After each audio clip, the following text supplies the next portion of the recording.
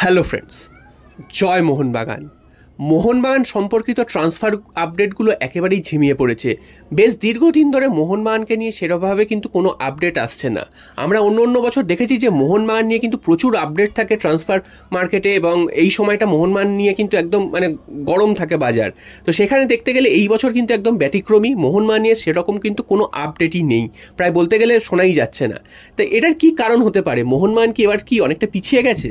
তো আমার যেটা মনে হয় সেটা হচ্ছে মোহনবাগানের যে সমস্যাটা হচ্ছে সেটা এখনও ট্রান্সফার ব্যান ওঠেনি।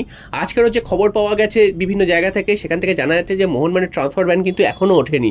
তবে ট্রান্সফার ব্যানটা যে খুব গুরুতর ব্যাপার মোহনবাগানের জন্য তা কিন্তু নয়। মোহনবাগান একেবারেই আশাবাদী ট্রান্সফার ব্যান খুব তাড়াতাড়ি উঠে যাবে এবং মোহনবাগানের প্লেয়ার সই করতে কিন্তু কোনো অসুবিধা হবে না।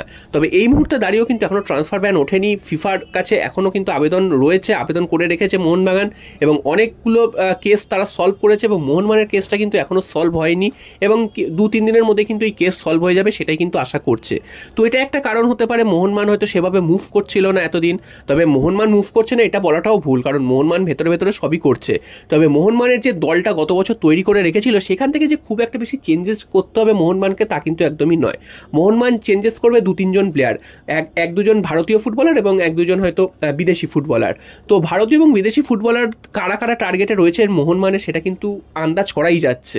এবং এই মুহূর্তে দাঁড়িয়ে মোহনবাগান যে কারণে একদম চুপচাপ হয়ে রয়েছে সেটা হচ্ছে এখনও ট্রান্সফার মার্কেট খোলেনি। ট্রান্সফার মার্কেট খুলবে 11ই জুন, তো এখনও কিন্তু 4-5 দিন বাকি রয়েছে। তো ট্রান্সফার মার্কেট খুলে তখনই কিন্তু জানা যাবে যে কোন প্লেয়ার আসছে বা কোন প্লেয়ার কী করছে এবং সই হচ্ছে কি, সেগুলোর অফিসিয়াল আপডেট পাওয়া যাবে। এবং যেহেতু এখনও ন্যাশনাল টিমের খেলা বাকি রয়েছে, অর্থাৎ 10ই জুন হংকংয়ের বিরুদ্ধে ভারত খেলবে, তো সেই ম্যাচটার জন্যই কিন্তু ওয়েট করছে। সেই কারণে কিন্তু এখনও কোনো ট্রান্সফারের নিউজ সামনে আনছে না, যাতে খেলোয়াড়দের অসুবিধা না হয় এই নিউজগুলো সামনে আনলে। সেই কারণে কিন্তু এই মুহূর্তে আনছে না, এবং খুবই চুপিসারে এই কাজগুলো করা হচ্ছে, ভেতরে ভেতরে সবই করা হচ্ছে। তবে মোহনবাগান এই মুহূর্তে মেহতাব সিংয়ের দিকে হাত বাড়িয়ে রেখেছে, এটা তোমরা সকলেই জানো, নতুন করে কিছু বলার নেই। এবং মেহতাব সিংকে পাওয়ার ব্যাপারে কিন্তু মুম্বাইয়ের সাথে একটা জোর টক্কর চলছে মোহনবাগানের। মুম্বাইয়ের হাতেই এই মুহূর্তে ব্যাটন। মুম্বাই এখনও ডিসাইড করতে পারেনি তারা কি করবে। তবে মুম্বাই চাইছে মেহতাবকে যদি বেশি টাকা দিয়ে একটু বেশি টাকা দিয়ে যদি মোহনবাগানে ছেড়ে দেওয়া যায়, মুম্বাই কিন্তু সেটাই চাইছে। মুম্বাইয়ের যে একেবারেই ধরে রাখার একটা প্ল্যান রয়েছে তা কিন্তু নয়।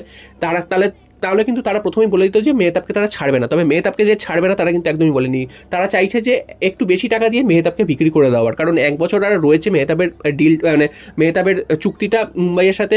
তো এখন যদি বিক্রি করতে পারে বেশি টাকা দিয়ে তাহলে মুম্বাই গেনার হবে, এবং মোহনবাগান কিন্তু এটা চাইছে না। মোহনবাগান চাইছে যে যদি ছাড়তে হয় নর্মাল ট্রান্সফার ফি দিয়েই ছাড়ুক, অতিরিক্ত ট্রান্সফার ফি তারা দিতে রাজি নয়। 1 বছরের জন্য কোনো প্লেয়ারেরকে অতিরিক্ত কোনো ট্রান্সফার ফি মোহনবাগান দেবে না। তো এইটা নিয়ে একটা বিবাদ রয়েছে, এবং মোহনবাগান মুম্বাই দু তরফ থেকেই কিন্তু এই কথাবার্তা চলছে। এবং যেটা জানা যাচ্ছে যে আগামী 10 তারিখের পরে কিন্তু এই বিষয়ে আপডেট আসবে, এবং তখনই কিন্তু আমরা সমস্ত কিছু জেনে যাব যে কি হতে চলেছে।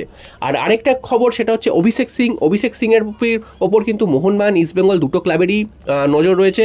অভিষেক সিংকে কারা নেবে সেটা নিয়ে কিন্তু এখনও জোর টক্কর চলছে। তবে অভিষেক সিং খুবই দুর্দান্ত নজর কাড়া একজন প্লেয়ার, নজর কেড়েছেন, এবং অভিষেক সিংয়ের প্রতি মোহনবাগানের ইন্টারেস্ট রয়েছে তো আগে থেকে তোমরা জানতেই। এবং মাঝখানে ইস্টবেঙ্গল ঢুকেছে, এবং যেহেতু মোহনবাগান মেহতাবের দিকে অনেকটাই নজর ছিল, ফোকাস ছিল, সে কারণে অভিষেক সিংয়ের দিকে একটু নজরটা ঘুরে গেছিলো, সে কারণে ইস্টবেঙ্গল কিন্তু একটু এগিয়ে গেছে।